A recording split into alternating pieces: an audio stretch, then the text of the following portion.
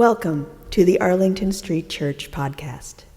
Founded in 1729, Arlington Street continues today as a gathering place for progressive people of faith in the greater Boston area and beyond. We are located at the corner of Arlington and Boylston Streets, across from the Public Garden in Boston, Massachusetts. Please visit ascboston.org for more information about this historic Unitarian Universalist congregation. Arlington Street Church, gathered in love and service for justice and peace.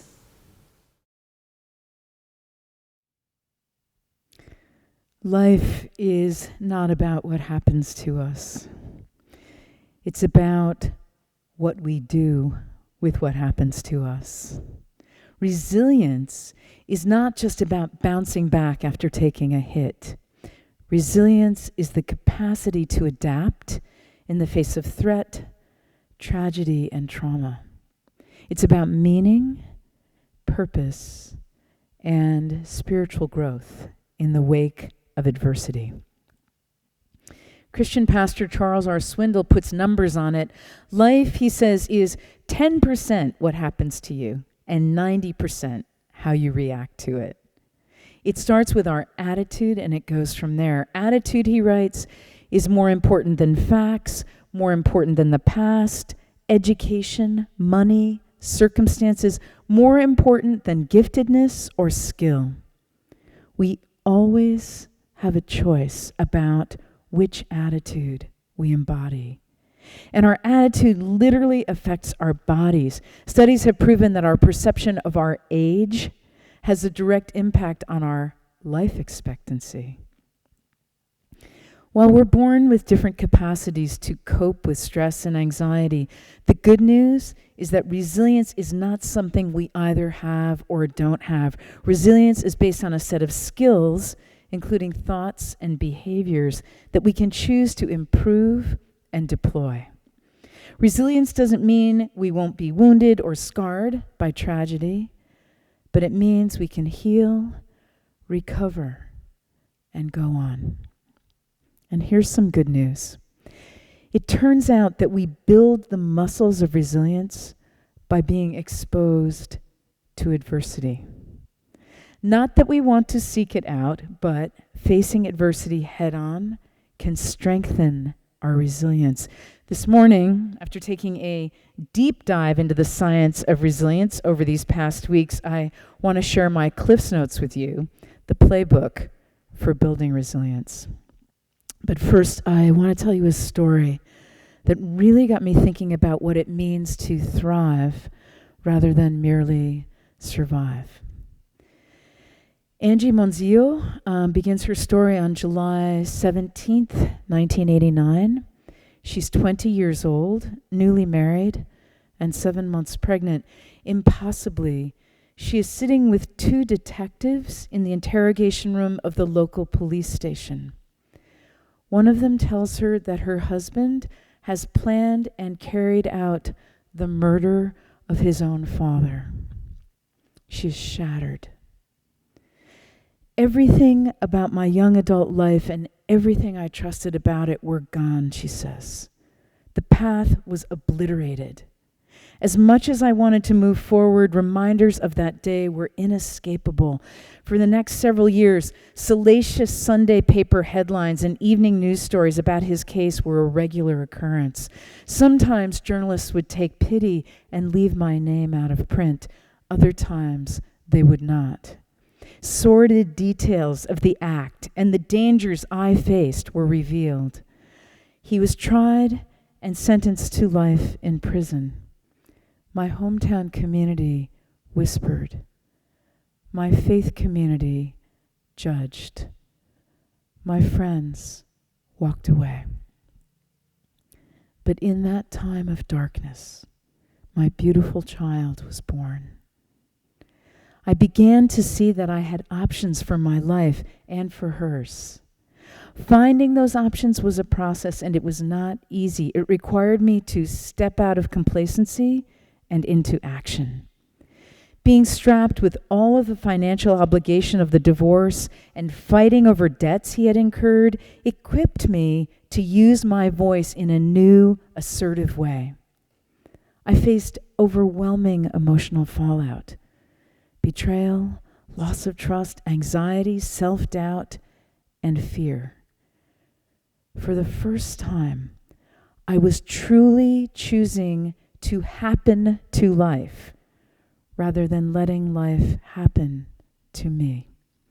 I was choosing resilience.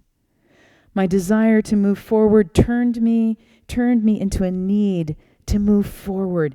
And as I took responsibility to shape my future and that of my daughter, I began to see every place where I had a choice in what our lives would become. Angie Monzio has now been married for 25 years. She and her husband have raised 3 strong, independent daughters. She and her oldest daughter graduated from college together. With each challenge to resilience, she says, resilience is strengthened. I decided I would not be a victim. I decided that my life would be a life of victory.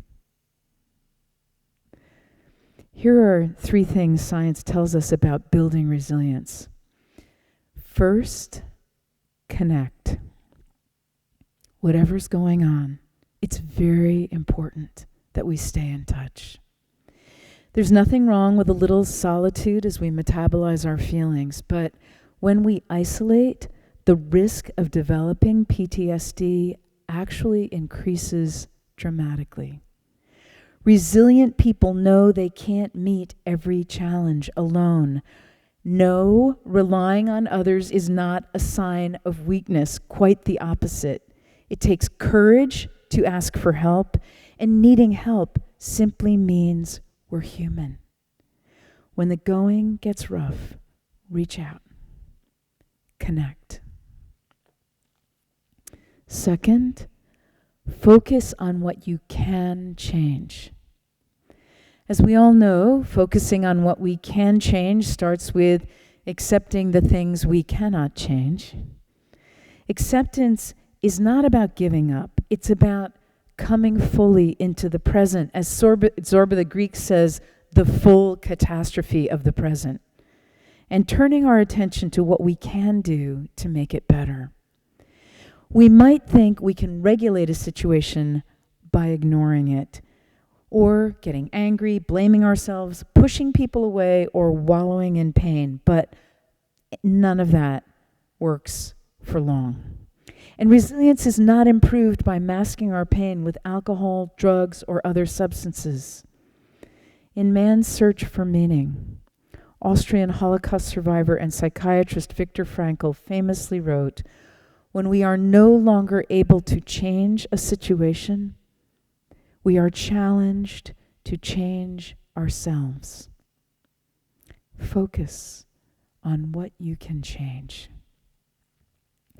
And third, say thank you for the challenge. Those of us who have used stressors as a challenge and an opportunity to grow, as opposed to perceiving them as a threat, are likely to cope better. Practicing gratitude always helps. Look for the meaning. Be grateful to those who are going through it with you, and do what you can to help them out in return. Say thank you for your optimism, courage, grit, forgiveness, love, and sense of humor. Say thank you for the challenge. On American writer Anne Lamott's 49th birthday, she woke up beyond depressed at the state of the world. "It's all hopeless," she writes. "I decided I would eat myself to death." However, after I had a second cup of coffee, I realized there was no food in the house. I drove to the market. I flirted with everyone in the store, especially the old people, and I lightened up. When the checker finished ringing up my items, she looked at my receipt and cried, "Hey, you've won a ham." I felt blindsided by the news. It was very disturbing. What on earth was I going to do with 10 pounds of salty pink eraser? "Wow," I said, The checker was so excited about giving it to me that I pretended I was too. How great! A bagger was dispatched to the back of the store to get my ham. I stood waiting anxiously. I wanted to get home, but for some reason I waited. If God was giving me a ham, I'd be crazy not to receive it. Maybe it was the ham of God who takes away the sins of the world. With feigned cheer, I put it into my grocery cart and walked to the car, trying to figure out who might need it. I thought about chucking it out the window near a field. I was so distracted that I crashed my cart smack into a slow-moving car in the parking lot. I started to apologize when I noticed that the car was a rusty wreck and that an old friend was at the wheel. We got sober together a long time ago and each had a son at the same time. She opened her window. "Hey," I said, "how are you? It's my birthday." "Happy birthday," she said, and she started crying. She looked drained and pinched, and after a moment she pointed to the gas gauge of her car. "I don't have money for gas. I've never asked for help from a friend since I got home or sober, but I'm asking you to help me." "I have money you can have." I said, No, I just need gas." She said, "I've never asked for a handout." "It's not a handout," I told her. "It's my birthday present." I thrust a bunch of money into her hand, all the money I had, and then I reached in my shopping cart and held out the ham to her like a clown doffing flowers. "Hey," I said, "do you and your kids like ham?" "We love it," she said. "We love it for every meal." She put it in the seat beside her, firmly, lovingly, as if she were about to strap it in, and she cried some more. Let's close with a poem by American Unitarian Universalist poet Lynn Unger. On the Other Side. Through the looking glass, down the rabbit hole, into the wardrobe, and out into the enchanted forest where animals talk and danger lurks and nothing works quite the way it did before, you have fallen into a new story. It is possible that you are much bigger or smaller than you thought. It is possible to drown in the ocean of your own tears. It is possible that mysterious friends have armed you with magical weapons you don't yet understand, but which you will need to save your own life and the world. Everything here is quite foreign. Nothing quite makes sense. That's how it works. Do not confuse the beginning of the story with the end. Beloved spiritual companions, may we choose not to give up or give in. Choose to happen to life rather than let life happen to us. I commend to you the spiritual practice of building resilience. Connect, focus on what you can change. Say thank you for the challenge.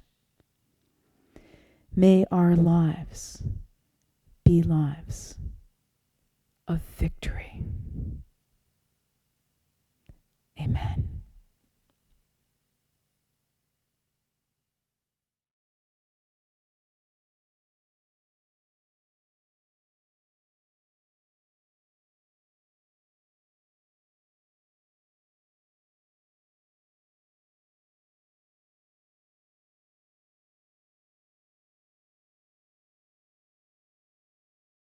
And now for our benediction, I invite you to put your hands over your heart in Namaste. I bow to the divine in you. Our benediction comes from Congregation Bethel in Sudbury, Massachusetts. We gather in the chill of winter, finding warmth from each other, nourishing hope where reason fails. Grateful for miracles large and small, let us rejoice in the wonder of making light in the darkness. May we make light in the darkness. Let us keep this faith, beloveds, and pass it on. The service begins when the service ends. Bless your hearts. I love you. Amen.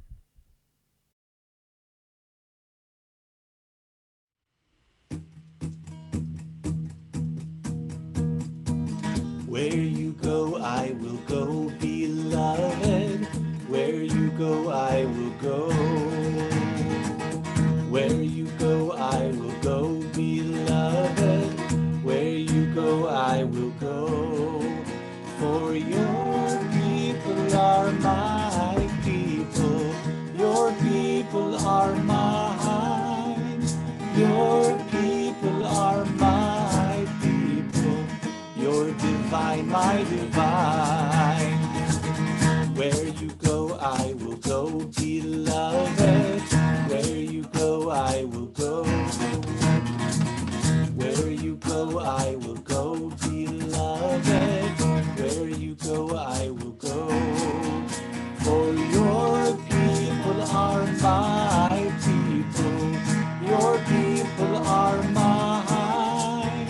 Your people are my people. You're divine, my divine.